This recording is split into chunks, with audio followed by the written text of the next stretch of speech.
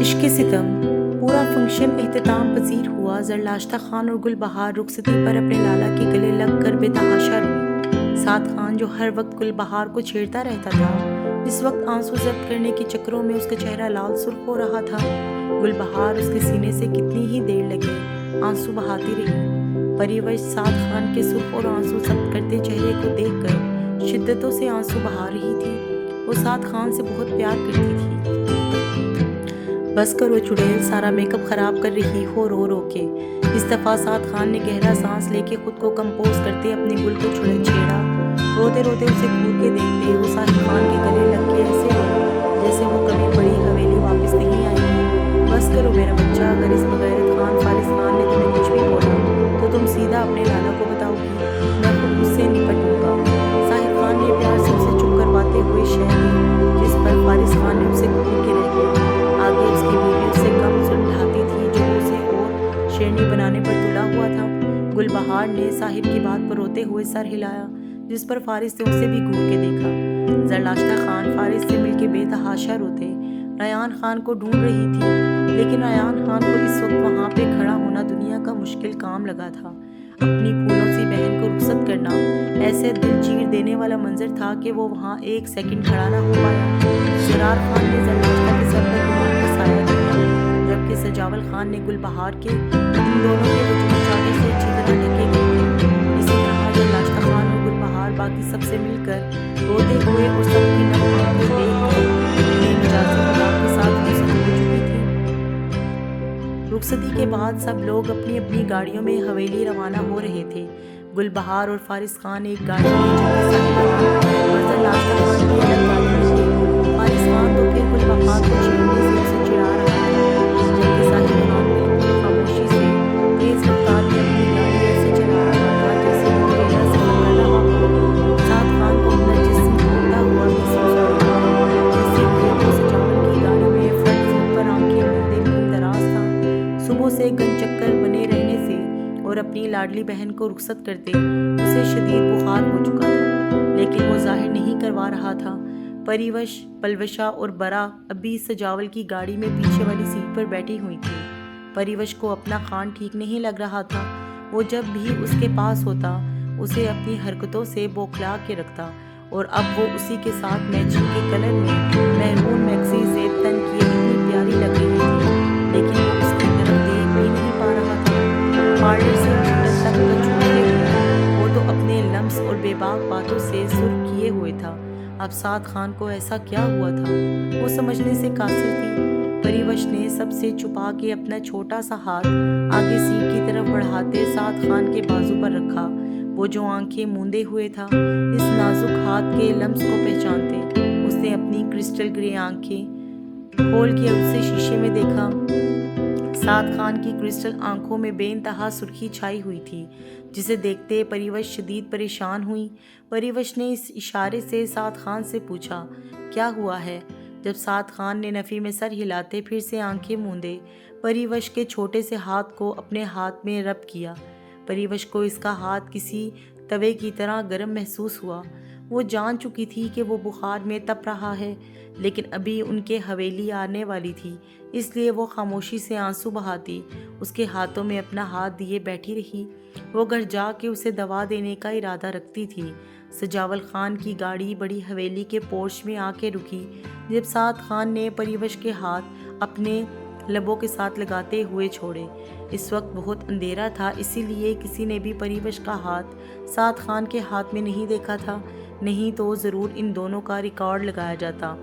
سب گاڑی سے اترتے اندر کی طرف بڑھ رہے تھے، جب پریوش نے سعد خان کے ہمراہ کھڑے ہوتے اس کی طرف دیکھا۔ سعد خان جانتا تھا وہ اسے دیکھ کے ضرور پریشان ہے، اسی لیے نظریں گھماتے یہاں وہاں دیکھا۔ سب اپنے اپنے کمروں کی طرف بڑھ چکے تھے۔ سعد خان نے جھکتے اس کی نم آنکھوں پر اپنے ہونٹ رکھے اور نفی میں سر ہلاتے اپنے اسے مزید آنسو بہانے سے باز رکھا۔ آپ کو اتنا تیز بخار ہے اور آپ نے بتایا بھی نہیں، پریوش ہچکی بھرتی شکوہ کرتی بولی، جس پہ سعد نے تعصب میں سر ہلاتے اسے باہوں میں اٹھائے اپنے کمرے کی طرف رخ کیا۔ پریوش نے اس کی گرم سفید گردن میں چہرہ چھپاتے آنسو بہانے شروع کیے۔ وہ ایسی ہی تھی، سعد خان کی تکلیف میں اس کو دیکھتے ہوئے آنسوؤں کا دریا بہائے رکھتی تھی۔ کچھ نہیں ہوا میرا بچہ، میں بالکل ٹھیک ہوں۔ سعد خان اپنے کمرے کا دروازہ پاؤں کی ٹھوکر سے بند کرتے پیار اور نقابت سے بولا، جس پہ پریوش نے اس کی گود سے نیچے اترنا چاہا، لیکن سعد خان نے اس کی کمر پر گرفت مضبوط کرتے اسے بیڈ پر بٹھایا۔ یار پریوش، رونا تو بند کرو۔ سعد خان اس کے آنسوؤں کو اپنے لبوں سے چنتے بے بسی سے بولا، جھوٹ نہیں بولیں چھوٹے خان۔ پریوش اپنی انگلی اٹھائے غصے سے روتے بچوں کی طرح بولی، جس پہ سعد خان نے اسے پیار سے دیکھے، سر کو خم دیتے اپنی مسکراہٹ روکی۔ بیٹھے یہاں پر جلدی، پریوش نے اسے دیکھتے بیڈ کی طرف اشارے کرتے حکمیہ لہجے میں کہا، جس پہ سعد خان خاموشی سے بیڈ گراؤنڈ سے ٹیک لگا کے بیٹھے بغور اپنی منکوہا کے تیور دیکھ رہا تھا، جو محرون میکسی میں غضب ڈھا رہی تھی۔ پریوش اٹھتے ڈریسنگ مرر کی طرف بڑھی اور اپنی میکسی کا دوپٹہ سنبھالتے اس کے دراز سے فرسٹ ایڈ باکس نکالتے اس کی طرف بڑھی۔ تھرمامیٹر نکال کے اس نے سعد خان کی زبان کے نیچے رکھا اور پھر کسی ڈاکٹر کی طرح اس کا بخار چیک کیا۔ پریوش کی حرکتیں بالکل بچوں جیسی تھیں، جس پہ سعد خان، جو اپنے جسم میں اٹھتے درد نڈھال ہو رہا تھا، اس کی حرکتیں دیکھ کے اسے اپنا سارا درد غائب ہوتا ہوا محسوس ہوا تھا۔ یہ دیکھیں چھوٹے خان، 103 بخار ہے۔ آپ کا نام چھوٹے خان نہیں چھوٹے خان ہونا چاہیے تھا، جھوٹے خان ہونا چاہیے تھا۔ پریوش نے اس کا اتنا بخار دیکھ کے روتے ہوئے ہچکیاں بھری اور پھر پین کلر نکالتے اس کی طرف بڑھائی، جسے سعد خان نے اپنی مسکراہٹ ضبط کرتے اس کے ہاتھ سے دوائی پکڑتے منہ میں ڈالی، اور ساتھ ہی پریوش نے ایک ہاتھ سے اپنے آنسو صاف کرتے سائڈ ٹیبل سے پانی کا گلاس اٹھا کے اس کے ہونٹوں سے لگایا۔ ڈاکٹر صاحبہ، اب کچھ میٹھا ہو جائے۔ سعد خان پانی پینے کے بعد اپنی چھوٹی سی ڈاکٹر کو دیکھتے ہوئے شوخ لہجے میں بولا، جس پہ پریوش نے نہ سمجھی سے اسے دیکھا، اور سعد خان نے بغیر کسی دیری کے اسے خود پہ گراتے کروٹ بدلتے ایک ہاتھ سے اس کے گلے سے دوپٹہ نکالتے دوسرے اس کے جبڑے کو اپنی نرم گرفت میں لینے سے اس کے ہونٹوں کو اپنی قید میں لے لیا، جو کب سے اسے بے چین کیے ہوئے تھے۔ اتنے بخار میں بھی اس کی ایسی حرکت پہ پریوش کی آنکھیں پھیلی، اسے اس کے لمس میں آنکھ سی تپش محسوس ہو رہی تھی۔ اس نے سعد خان کو آنکھیں دکھاتے اس کی سلور چین کو کھینچتے اسے پیچھے کرنا چاہا، جب سعد خان اسے آنکھ مارتے اس کی ساری سانسیں چراتے پیچھے ہٹا۔ یہ میں دوا تو آپ بھول گئی تھی میم، میری ڈاکٹر صاحبہ۔ سعد خان اب کی بار اس کی گردن پہ اپنے لب رکھتے معصومیت سے بولا، جس پہ پریوش اس کے کمرے میں آئی یہ پچھتائی۔ وہ ہمیشہ یہ کیوں بھول جاتی تھی کہ یہ نوٹنکی کسی بھی حال میں اسے اپنی شدتوں سے بوکھلانے کا فن رکھتا تھا۔ ہٹے پیچھے، زردیدہ آ گئی ہوں گی، سب ان کے پاس ہوں گے اور میں یہاں، تو پھر سب کیا سوچیں گے؟ پریوش چہرہ جھکائے بولی، جس پہ سعد خان نے اسے زور سے اپنے سینے میں بھینچا۔ کچھ دیر بعد چلی جانا، ابھی مجھے سونے دو۔ سعد خان کو اس کے وجود سے بہت سکون پہنچتا تھا، اسی لیے اس نے اس کے گرد حصار بناتے سونا چاہا۔ جب پریوش پھر سے بولی، لیکن آپ تنگ، ابھی پریوش مزید بولتی جب سعد خان نے پھر سے اس کے ہونٹوں کو پیار سے چوما۔ نہیں کرتا اب تنگ، پکا، بس کچھ دیر میرا سر دبا دو۔ سعد خان تھکے ہوئے لہجے میں کروٹ بدلتے اسے خود کے اوپر کرتے اس کے گرد سختی سے اپنا حصار باندھ گیا، جس پر پریوش نے بھی اس کے سینے پر سر رکھتے ایک نظر گھڑی کو دیکھتے اپنے نازک مومی ہاتھ سے اس کا سر دبانا شروع کیا۔ وہ اس کے سینے پر لیٹے اس کا سر دباتے اس کے چہرے کے ایک ایک نقش کو آنکھوں کے راستے دل میں اتار رہی تھی۔ سعد خان کو اس کے نرم و نازک انگلیوں سے بہت سکون پہنچا اور وہ کچھ ہی دیر میں سو گیا۔ اس کی نیند کے باعث بھاری سانسیں محسوس کرتے پریوش نے اس کی گردن میں پہنی سلور چین پر لب رکھنے کے بعد پیار سے اس کے لائٹ گرے بال ماتھے سے پیچھے کرتے وہاں پہ اپنا بوسہ دیتے آرام سے اس پر سے اٹھی اور اچھی طرح سے اس پہ کمبل اڑھاتے اور وہ کمرے کی لائٹ بند کرتے باہر کی طرف پڑی۔ اس کے جانے کے بعد سعد خان بند آنکھوں سے مسکرایا۔ وہ سو چکا تھا اور اس کے پیار بھرے لمس سے ایک سیکنڈ میں اس کی نیند کھل چکی تھی، لیکن وہ آنکھیں ہنوز بند کیے ہوئے تھا۔ وہ اللہ کا بے حد شکر گزار تھا جس نے اسے اتنے پیار کرنے والی شریک حیات دی تھی۔ زرلاشتہ خان کو پریوش اور پلوشہ خان نے ساحر خان کے کمرے میں بٹھایا گیا۔ ساحر خان کا کمرہ بے حد خوبصورتی سے گلاب اور موتیے کے پھولوں سے سجایا گیا تھا۔ پورے کمرے میں خوبصورتی سے کینڈل لائٹس جگہ جگہ رکھی گئی تھیں۔ ساحر خان کے کمرے کا ماحول اس وقت خوابناک تھا اور اس کے پیچھے بھی سعد خان اور سجاول خان کا ہاتھ تھا۔ انہوں نے اپنے لالا کی شادی میں کوئی کمی نہیں چھوڑی تھی۔ زرلاشتہ خان کو ساحر خان کا انتظار کرتے کرتے رات کے 2 بج چکے تھے، لیکن وہ ابھی تک نہیں آیا تھا۔ بیٹھے بیٹھے زرلاشتہ خان کی کمر اکڑ چکی تھی، لیکن وہ ساحر خان کا مزید دل نہیں دکھا سکتی تھی، اسی لیے وہ کب سے بیٹھی اس کا انتظار کیے جا رہی تھی۔ کلک کی آواز سے دروازہ کھلا اور وہ پھولوں کی سیج میں سجی سوری اپنی گھونگھٹ لیے بیٹھی دلہن کو کن اکھیوں سے ایک نظر دیکھ کے اسے اگنور کرتے اپنا ٹراؤزر لیتے واش روم میں بند ہوا، جس پہ زرلاشتہ خان کا رنگ پھیکا پڑا۔ کتنی ہی دیر ٹھنڈے پانی سے شاور لینے کے بعد وہ شرٹ لیس سا بیڈ کی طرف آیا۔ گھونگھٹ کے پیچھے سے ساحر خان کو شرٹ لیس دیکھتے وہ شرم سے سرخ پڑی۔ وہ اسے سالوں بعد ایسے شرٹ لیس دیکھ رہی تھی۔ اس کا سفید چوڑا سینہ مزید چٹانی اور مضبوط ہو چکا تھا۔ اس کو اپنی طرف آتا دیکھ کے اس کا دل گویا کانوں میں دھڑک رہا تھا، لیکن ساحر خان اس کی طرف آنے کی بجائے سائڈ ٹیبل کی طرف آتے اپنا سگریٹ اور لائٹر لیتے اسے اگنور کرتے بیلکنی کی طرف بڑھ گیا۔ جب زرلاشتہ خان کی آنکھوں میں نمی کے ساتھ ساتھ شدید غصہ چھایا۔ مزید آدھا گھنٹہ گزر چکا تھا اور وہ ابھی تک ٹیرس پہ کھڑا سگریٹ پھونک رہا تھا۔ اس کی بے رخی دیکھتے زرلاشتہ خان کی آنکھوں سے پانی سمندر کی طرح بہہ رہا تھا۔ دل کو تہوکہ سا لگا۔ زرلاشتہ خان ساحر خان کی ستم گری پہ آنسو بہائے تیزی سے پھولوں سے سجے بیڈ سے اٹھی اور خود کو ایک نظر ساحر خان کی پسند کے جوڑے میں دیکھ کے استہزیٰ مسکرائی، جو شاید صرف دکھاوے کے لیے سب کے سامنے اس پر پیار جتاتا تھا، لیکن اس کا دل چیرنے کا کوئی بھی موقع ضائع نہیں کرتا تھا۔ اس نے آہستہ سے اپنا دوپٹہ اتار کے صوفے پر رکھا اور اپنی جیولری اتارنی شروع کی۔ ابھی وہ جھومر اتار کے ٹکا اتارنے ہی والی تھی کہ ساحر خان اپنی نازک جان بیوی کے چھوٹے سے دل کا خیال کرتے پھر سے کمرے میں داخل ہوا۔ وہ جانتا تھا وہ رو رہی ہوگی۔ اس نے ایک نظر بیڈ پہ دیکھا جہاں سے وہ غائب تھی۔ ساحر خان نے حیرانگی سے اسے تلاش کرنے کے لیے آنکھیں یہاں وہاں گھمائیں، جہاں وہ نازک سی جان ڈریسنگ ٹیبل کے سامنے بغیر دوپٹے کے کھڑی اپنی جیولری اتارنے میں مصروف ساتھ ساتھ آنسو بہا رہی تھی۔ وہ تیزی سے اس کی طرف بڑھا اور اس کی کمر میں ہاتھ ڈال کے اس کا رخ اپنی طرف موڑا، جس پہ زرلاشتہ نے غصے سے اس کے ہاتھ جھٹکنے چاہے، لیکن ساحر خان نے اسے کھینچ کے مزید اپنے قریب کیا۔ یہ تم روتے ہوئے کیا ظاہر کرنا چاہتی ہو زرلاشتہ خان، کہ تم پہ یہاں بہت ظلم ہو رہا ہے؟ تم ہمیشہ یہ کیوں بھول جاتی ہو؟ یہ سب جو بھی ہوا ہے اس کے پیچھے وجہ تم تھی، میں نہیں تھا۔ میں نہیں پسند تھا نہ تمہیں، اور اب یہ آنسو بہا بہا کے کیا ظاہر کرنا چاہتی ہو تم؟ ساحر خان غصے سے دھاڑا، چھوڑیں ہمیں، آپ چراغ لے کے بھی ڈھونڈیں گے نا تو آپ کو ہمارے جیسی بیوی نہیں ملے گی، لیکن آپ بہت بے قدرے ہیں خان، آپ کو ہماری قدر نہیں ہے۔ ہم دعا کرتے ہیں ہم مر جائیں اور آپ ہماری قبر پر فاتحہ پڑھ کر ہمیں یاد کر کے اشک بہائیں، لیکن ہم آپ کو نہ ملیں۔ زرلاشتہ خان کا دل اس کی باتوں اور اگنورنس پہ شدید دکھا تھا، جس پہ وہ بچوں کی طرح اپنا نچلا ہونٹ مروڑتی خود کو بددعائیں دیتی بولی، جبکہ ساحر خان جو اس کی پہلی بات پر اپنی مسکراہٹ ضبط کر رہا تھا، اس کے باقی کے الفاظ پہ ساحر خان کا دل جیسے کسی نے مٹھی میں جکڑا۔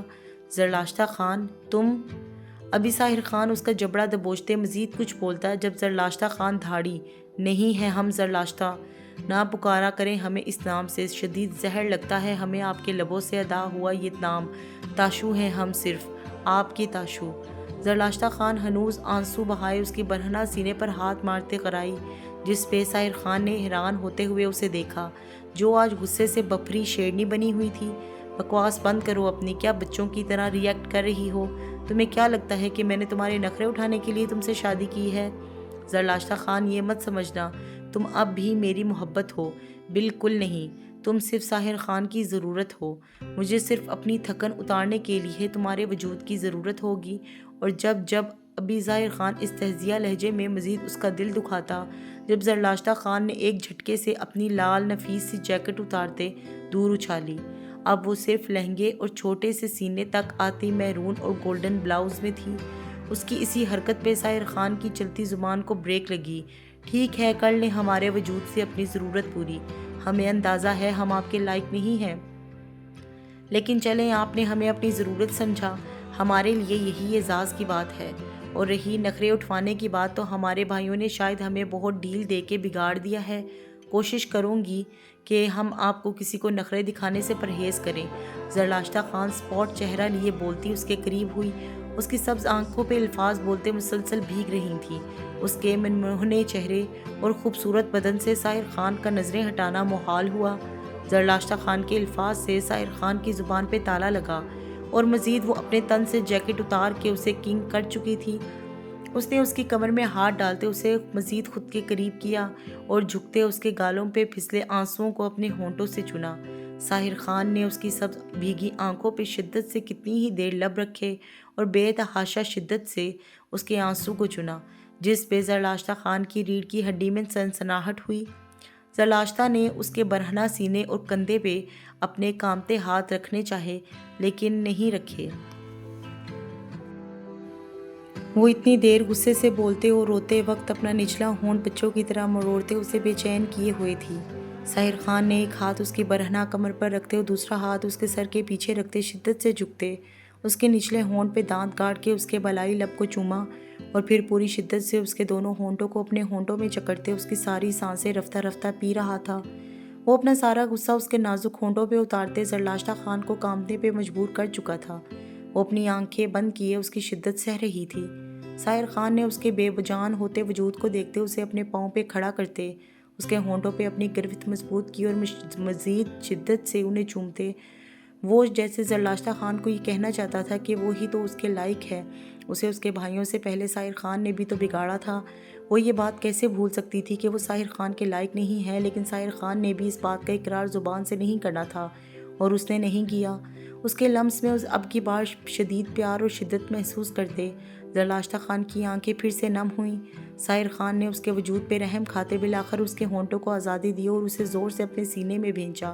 ساحر خان کو سمجھ نہیں آ رہا تھا وہ زرلاشتہ کے ساتھ کیسے ری ایکٹ کرے۔ ایک طرف اسے اس پر اتنا پیار آ رہا تھا کہ دل کر رہا تھا کہ وہ اس کے نازک وجود پہ اپنی شدتیں نچھاور کرتے اسے بوکھلا کے رکھ دے، اور دوسری طرف اسے زرلاشتہ خان کے سالوں پہلے کے الفاظ نہیں بھولے تھے۔ اپنے برے بالوں میں ہاتھ پھیرتے ساحر خان نے ذہن سے کچھ دیر کے لیے ساری باتیں ہٹاتے اپنی نازک جان بیوی کے اٹھا کے ڈریسنگ میرر پہ بٹھایا اور اسپاٹ چہرے سے ایک ایک کر کے اس کی جویلری اتارنی شروع کی۔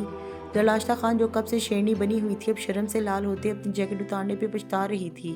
وہ آنکھیں جھکائے اپنے ہاتھ کی انگلیاں مروڑ رہی تھی۔ وہ بے شک اس کے لمس میں پیار کی ریلیکس ہو چکی تھی، یہ بھی حقیقت تھی کہ کچھ دیر پہلے کے ساحر خان کے الفاظ اس کے دل و دماغ پہ نقش بھی ہو چکے تھے۔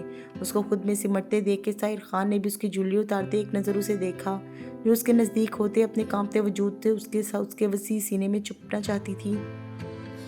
ساحر خان نے سردی کے موسم کو مد نظر رکھتے کمرے میں ہیٹر آن کیا۔ پہلے تو بڑی جھانسی کی رانی بنی ہوئی تھی، نکل گئی ساری ہوا۔ اب کی بار ساحر خان اس کے جوڑے میں بندھے بالوں کو پنوں سے آزاد کرتے اس کے کان میں طنز کرتے سرگوشی میں بولا۔ جب زرلاشتہ کوئی بھی جواب دیے بغیر ہنوز اپنی انگلیاں مروڑتی، ساحر خان نے اس کی حرکتوں کو دیکھتے ہوئے اس کے سفید اس کے جوڑے میں مقید بال ایک جھٹکے سے کھولتے اس میں اپنا چہرہ چھپایا۔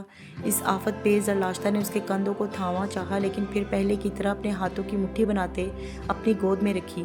وہ اسے اب ہاتھ بھی سوچ سوچ کے لگا رہی تھی کہ وہ کہیں پھر سے نہ جھٹک دے۔ وہ اب بھی تو 8 سال پہلے اسے ایسے ہی جھٹکتی تھی۔ ساحر خان نے اس کے ہاتھوں کو پکڑتے اپنے گلے کا ہار بنایا اور جھک کے اس کے سینے پہ ایک بار اشارت کی، جس پہ زرلاشتہ خان نے چیخ مارتے اس سے دور ہونا چاہا، لیکن ساحر خان کی گرفت اس کی کمر پہ مضبوط تھی۔ اس کے یوں حواس باختہ ہونے پر ساحر خان نے مشکل سے اپنا قہقہہ دبایا۔ تمہاری تو چیخیں ابھی ہی میرے کان پھاڑ رہی ہیں، جب میری ضرورت کا سامان بنو گی تب تو پورے سوات کی نیند کو جگا دو گی۔ ساحر خان سپاٹ چہرہ لیے بے باکی سے بولا۔ اس کی پھر سے ضرورت والی بات پہ زرلاشتہ کا دل تو دکھا، لیکن اس کی یوں بے باکی پہ وہ سرخ بھی پڑی۔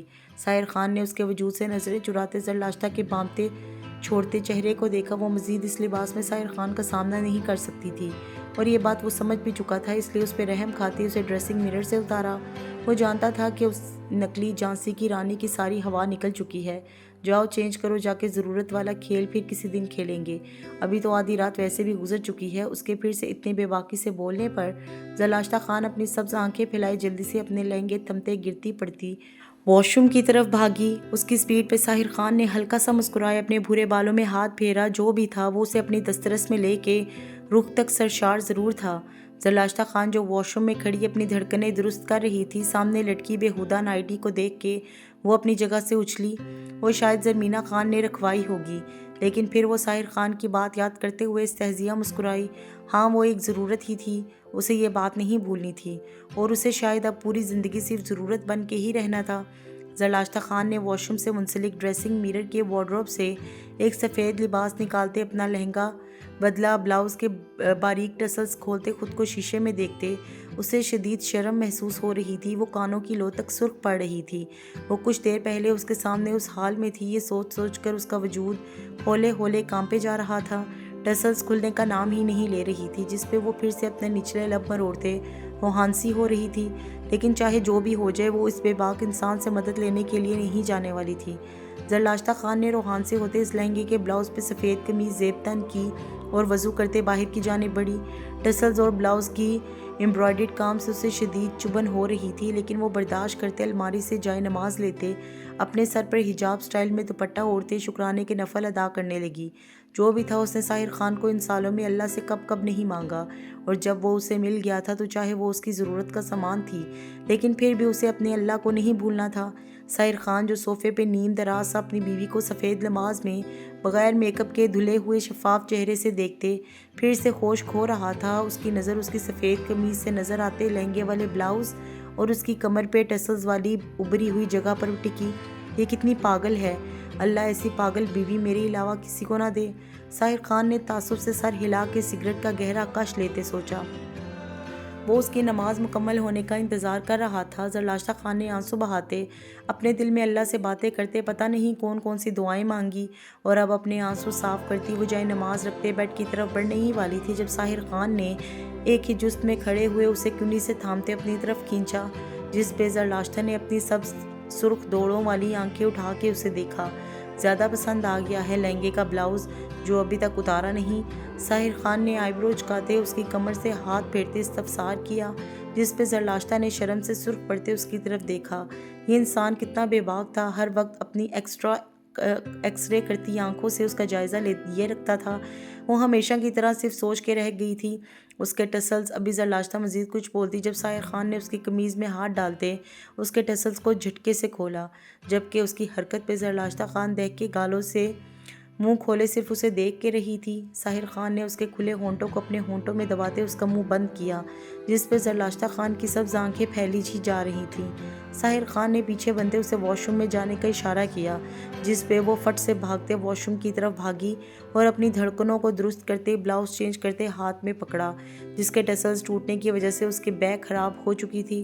اس کی شادی کا جوڑا خراب ہو چکا تھا، اور یہی بے صدا کی نرم دل زرلاشتہ خان کی آنکھیں لبالب پانیوں سے بھری۔ اسے ساحر خان پہ شدید غصہ آیا جو اس کی شادی کا جوڑا خراب کر چکا تھا۔ وہ اپنی بھیگی آنکھیں صاف کرتے واش روم سے نکلتے اپنے اب بیڈ کی طرف بڑھی اور جھٹ سے لیٹتے اس کی کمبل سے خود کو ڈھکتے سونے کے لیے آنکھیں بند کیں۔ جب ساحر خان اپنا چوتھا سگریٹ نیچے مسلتے بیڈ کی طرف آتے اس کی سائڈ پر کھڑا ہوا۔ دوسری طرف چلو، یہ میری جگہ ہے، ساحر خان اس پر سے کمبل اتارتے اسپاٹ لہجے میں بولا، جس پہ زرلاشتہ نے حیرانگی سے اسے دیکھا جو بچوں کی طرح آ کے پھر سے اس سے لڑائی شروع کرنے ہی والا تھا۔ لیکن ہم بھی اپنے بیڈ پر اسی طرف سوتے تھے، ہمیں دوسری طرف نیند نہیں آتی۔ زرلاشتہ خان جھکانی منمناتے ہوئے بولی، زیادہ زبان نہیں چل رہی تمہاری آج، اور یہ میرا مسئلہ نہیں ہے زرلاشتہ خان، اٹھو یہاں سے جلدی۔ ساحر خان شاید چاہتا تھا کہ وہ اس سے باتیں کرے، لیکن وہ تو لمبی تان کے سونے والی تھی۔ اس کی بات پہ زرلاشتہ خان ہاں میں سر ہلاتے اس کی جگہ سے پیچھے ہوتے دوسری طرف فاصلے سے لیٹی وہ اپنی آنکھوں پر کونی رکھتے کمبل خود پہ اڑایا۔ اس کے اتنی جلدی مان جانے پہ ساحر خان کو جی بھر کے اس پہ غصہ آیا۔ اسے لگا وہ بچپن کی طرح اس سے ضد کرے گی، لیکن وہ تو اب کوئی بھی نخرہ نہیں دکھا رہی تھی۔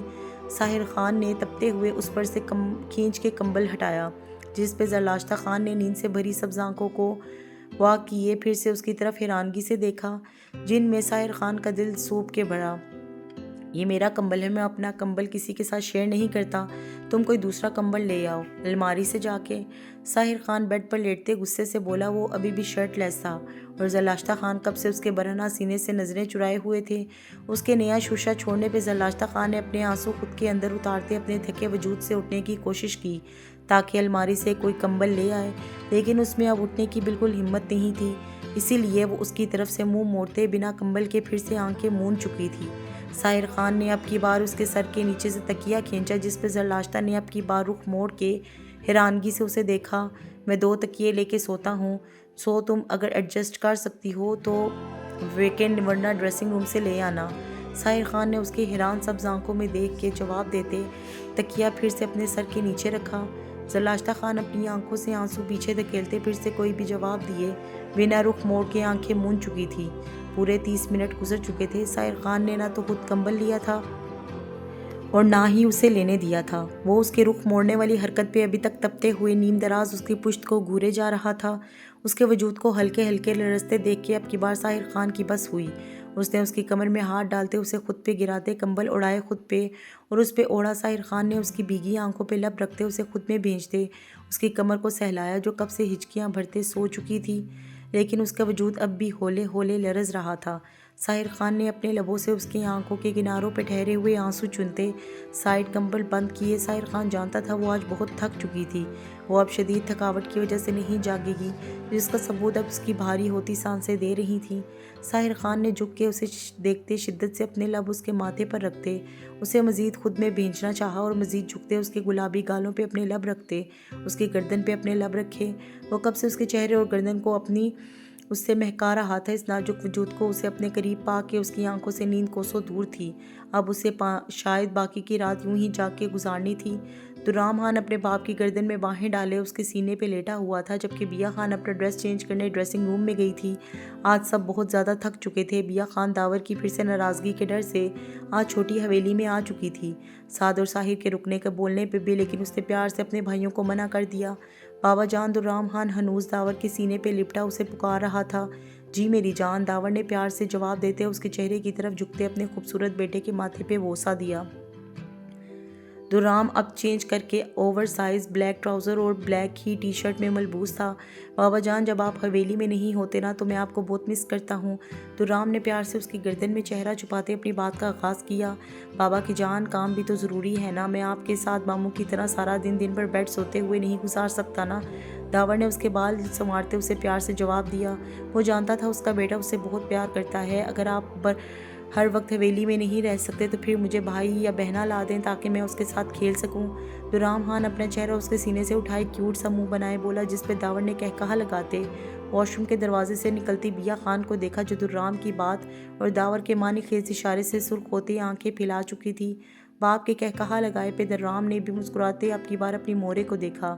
مورے، میں ٹھیک بول رہا ہوں نا؟ مجھے بھی بہنا چاہیے چھوٹی سی، تاکہ میں اس کے ساتھ کھیل سکوں، کیونکہ ریان چاچو بولتے ہیں ابھی کشمالہ کے آنے میں بہت وقت ہے۔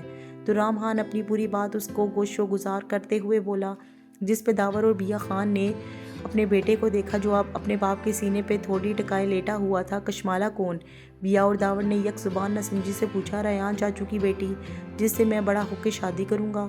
دررام خان اپنے ماتھے پہ ہاتھ مارتے اپنے تپے بیٹے کی بات سنتے ہوئے، جس پہ داور خان کا فلک شگاف قہقہہ پھر سے کمرے کی زینت بنا، جبکہ بیا خان اپنے چھوٹے سے بیٹے کی اتنی پکی باتیں سن کے ہمیشہ کی طرح داور کو گھور رہی تھی، جس پہ اس نے کندھے اچکائے دررام خان کے گالوں کو چوما۔ ابھی کل تک تو میرے شیر کو ساحر ماموں کی ڈمپل والی بیٹی سے شادی کرنی تھی، اب یہ اچانک سے فلپ کیوں؟ داور خان نے مسکراتے ہوئے دررام سے استفسار کیا، جس پہ ابھی دررام کوئی جواب دیتا جب بیا خان اس کی بات کاٹتے ہوئے بولی، ہاں سکھائیں بیٹے کو ایسی باتیں، اس کی ایسی بے باک باتوں سے تو ایسے مسکراتے ہیں جیسے وہ آپ کو کوئی حدیث بات سنا رہا ہو۔ یہ کیا بنا رہے ہیں سب میرے معصوم سے بیٹے کو؟ بیا خان تپے ہوئے لہجے میں بولی، جس پہ داور نے اپنی مسکراہٹ ضبط کرتے دررام خان کو دیکھا، جو واقعی ہی ماں کو خود کے مضبوط معصوم کہنے پر اب معصوم سی شکل بنا کے ان دونوں کو دیکھ رہا تھا، جیسے اس سے بڑا واقعی ہی اس دنیا میں کوئی پیدا نہیں ہوا۔ جس پہ داور خان کو کیا بیا خان کی بھی ہنسی چھوٹ گئی اور دررام اپنے ماں باپ کو ہنستے دیکھ کے مسکراتے ہوئے اپنے بابا جان کی گردن میں چہرہ چھپا گیا۔ جاری ہے، ملتے ہیں نیکسٹ ایپیسوڈ میں، تب تک کے لیے اللہ حافظ۔ میرے چینل کو لائک اور سبسکرائب کرنا مت بھولیے گا۔